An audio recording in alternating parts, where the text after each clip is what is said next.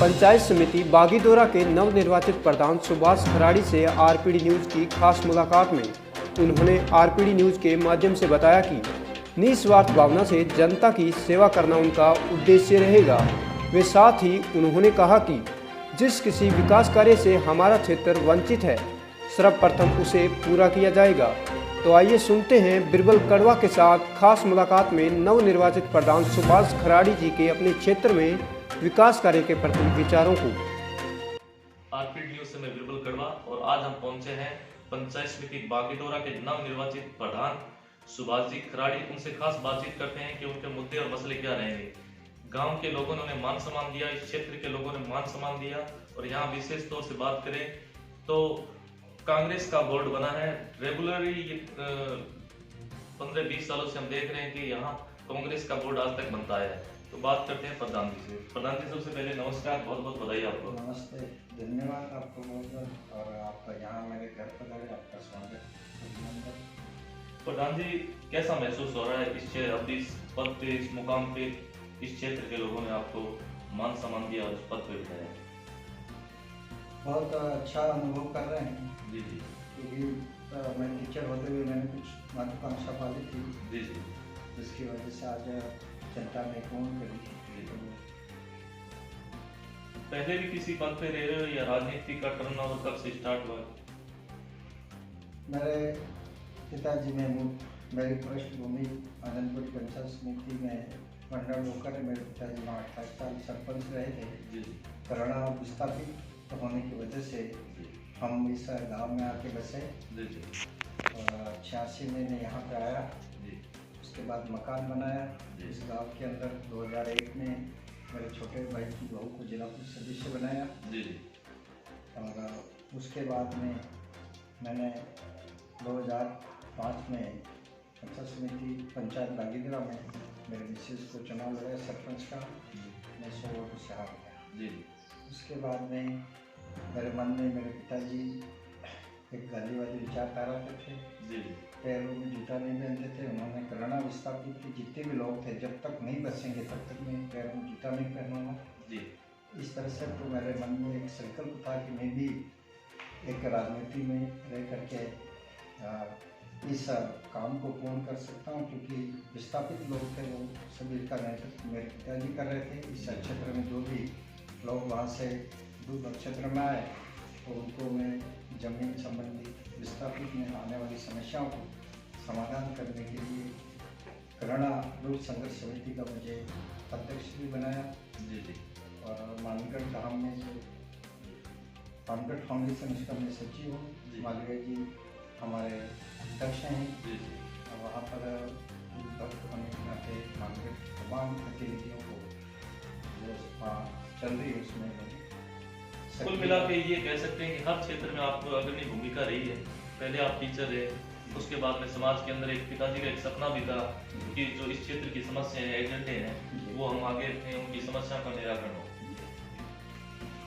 पहले आप तो टीचर थे, राजनीति को किस रूप में देखते हैं? क्योंकि आप तो हर तरह से अनुभवी है। कुल मिला के राजनीति वर्तमान परिप्रेक्ष्य में मैं नहीं हूँ, ये भी मानता हूँ अफवाह, क्योंकि राजनीति की जो नीतियाँ हैं वो अलग प्रकार की हैं और मेरा व्यक्तिगत जीवन और मैं राजनीति से, लेकिन मैंने ये विचार किया कि अपवाद बंद करके भी मैं कोशिश करूँगा कि राजनीति में अगर अच्छाइयाँ भी हो सकती हैं, अच्छे व्यक्ति भी हो सकते हैं, तो राजनीति बहुत बढ़िया चीज़ है। लेकिन वर्तमान परिप्रेक्ष्य में जितने भी जन नेता हुए हैं और जितनी पार्टियाँ हुई हैं वो कई तरीके से जनता की सेवा करने की बात तो करती हैं, लेकिन उस तक नहीं है।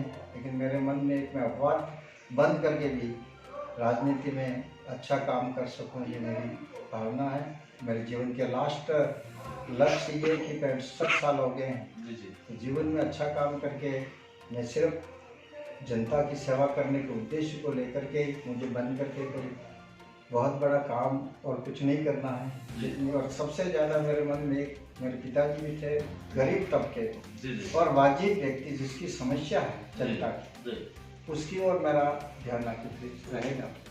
बिल्कुल, आपने बात कही कि बिल्कुल जो भी है समाज की जो बुराइयां हैं या इस क्षेत्र की समस्याओं का निवारण करवाना ही हमारी पहली प्राथमिकता है। यहाँ बात करें प्रधान जी इस क्षेत्र की, तो आज बहुत सी समस्याएं हैं इस क्षेत्र की, जैसे बाल विवाह, बहु है, देश पर ऐसी कुरीतियां भी चल रही है, उनको लेके क्या कहना चाहेंगे? सर, मैं मेरे जीवन में भेद समाज सेवा संस्थान का अध्यक्ष रहा हूँ मैं। जी जी। और उस समय से मेरे मन में यही था कि वास्तव में हमारा समाज विकास नहीं कर रहा, उसके पीछे अशिक्षा तो है ही, लेकिन सामाजिक पूरी तरह ऐसी जकड़ी हुई है जिसको हर समाज छोड़ना नहीं चाहता।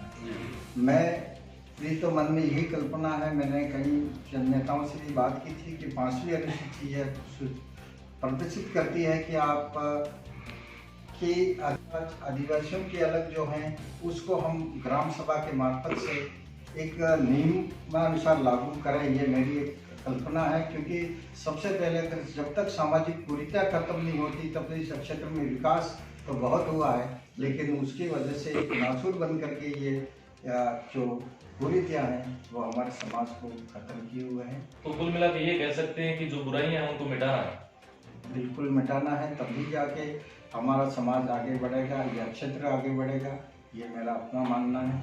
विकास के एजेंडों की बात करें तो यहाँ आज के हालात खराब है, पेयजल की समस्या होती है, सड़कों की हालात जर्जर है। मुख्य रूप से क्षेत्र प्रधान का जब दायरा होता है, दायरा बिल्कुल बढ़ जाता है, तो विशेष तौर से क्या करवाएंगे, ऐसे कौन से एजेंडे हैं इनका विशेष धन्यवाद करें? सबसे पहली बात तो यहाँ पर माही कमांड एरिया है और माही कमांड होने से नहरों का विक्री का सब खत्म हो चुकी हैं और जिससे रिसाव हो रहा है, भूमि खराब हो रही है। मेरा सबसे पहला उद्देश्य यही रहेगा कि इस क्षेत्र में बहुत बढ़िया भूमि थी, सब कुछ था, लेकिन माइनरों के रख रखाव के अभाव में हम काफ़ी हमारे किसानों के वहाँ सीपेज हो गया है, उसको सबसे पहले ठीक करने, नवीनीकरण करने का मेरा लक्ष्य रहेगा। और सड़कें जो जर्जर अवस्था में उससे जोड़ने का काम रहेगा।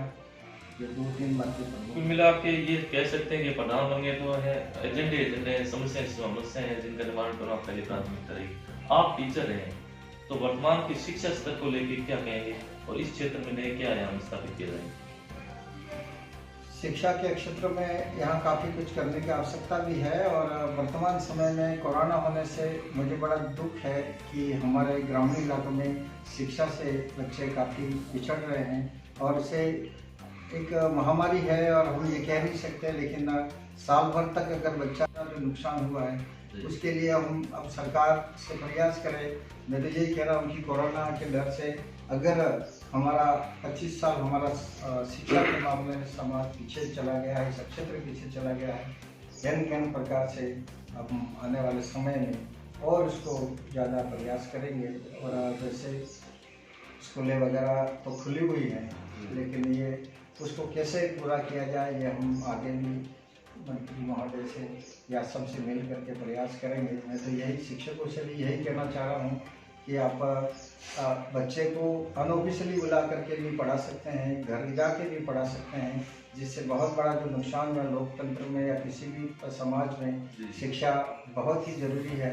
और जो हमारे बड़ी मुश्किल से साक्षरता के अंदर भी विषयकर के समय मैंने जितने भी पद यात्रा हुई उसमें भी शरीक हुआ था, साथ ही जितने भी जगह साक्षरता को मैंने एक आयाम दिया था, ब्रजमोहन जी और ये हमारे कुंदन जी और ये सभी लोग थे उनके साथ मिल करके। तो मैं तो यही कहूँगा कि शिक्षा की बहुत ही कमी है, इसको हम सरकार कोई योजना बना करके, प्लान बना करके साक्षरता की तरफ से पुनः कोरोना खत्म होते ही कुल मिला के ये कह सकते हैं कि शिक्षा का स्तर ज़्यादा से ज़्यादा बढ़ाना ये मुख्य उद्देश्य है आपका। बिल्कुल, शिक्षा कोई भी स्वयं अगर समाज या किसी भी मानव मनुष्य का अगर विकास करना है तो वो शिक्षित होगा तभी कर पाएंगे। शिक्षा के अभाव में वो कोई भी व्यक्ति अपने आप को जीवन जीने का तरीका, आगे बढ़ने का तरीका, लोकतंत्र का और इस वर्तमान सामाजिक को समझने। वर्तमान में कांग्रेस का बोर्ड बना है, यहाँ पे कांग्रेस से आप प्रधान बने जी। तो क्योंकि यहाँ कड़ी है, बिल्कुल कांग्रेस विधायक है महेंद्र जी मालवीय जी, वो भी कांग्रेस से हैं, प्रमुख है रेशमा जी, वो भी कांग्रेस से हैं, कड़ी से कड़ी जुड़ी हुई है। क्या आशा और विश्वास है आपको? मैं तो यही विश्वास दिला सकता हूँ कि हमारे कड़ी जब मिली हुई है तो जिला प्रमुख महोदय, मंत्री महोदय जी से जितना भी इस क्षेत्र में विकास, हमारे भाई बमनिया जी भी केडी मिनिस्टर हैं, उन सब से जितना मेरे भागीदारा पंचायत समिति में जितना विकास से जोड़ूं मैं और अधिक से अधिक उन लोगों की समस्याओं का समाधान करने का मेरा लक्ष्य रहेगा। गांव के लोगों ने, इस क्षेत्र के लोगों ने आपको मान सम्मान दिया, क्या कहना चाहेंगे? बिल्कुल, ये तो मैं कहता ही हूँ कि जनता जनार्दन है उस देश की। मेरा ठेठ से ये प्रयास है कि लोकतंत्र में यहाँ की जो भोली भाली जनता है, जिन्होंने मुझे आशीर्वाद दिया है, वास्तव में इस देश की लोकतंत्र में जनता ही राजा होती है। मुझे सेवक के रूप में उन्होंने जिम्मेदारी दी है और पूर्ण रूप से यही प्रयास करूंगा जब तक कि मैं उनके जितनी भी समस्या हैं, उनके सुख सुविधा या उनके लिए जो भी करना पड़े मैं करूँगा। ये मैं और विश्वास के साथ में इस पद को प्राप्त किया है। मैं बिल्कुल, बहुत अच्छी बात की। क्षेत्र के लोगों ने हमें मान सम्मान दिया है। प्रत्येक गांव की समस्या वो मेरी मुख्य समस्या है, सभी का निवारण करवाना मेरी पहली प्राथमिकता रही। धन्यवाद प्रधान जी, जो हमें समय दिया उसके लिए बहुत बहुत धन्यवाद। आपको बहुत बहुत धन्यवाद है यहाँ पधारे मेरे मीडिया पे और आपने मेरी बात को अपने प्रिंट मीडिया में लिया। आपको बहुत बहुत धन्यवाद। शुभकामनाएं।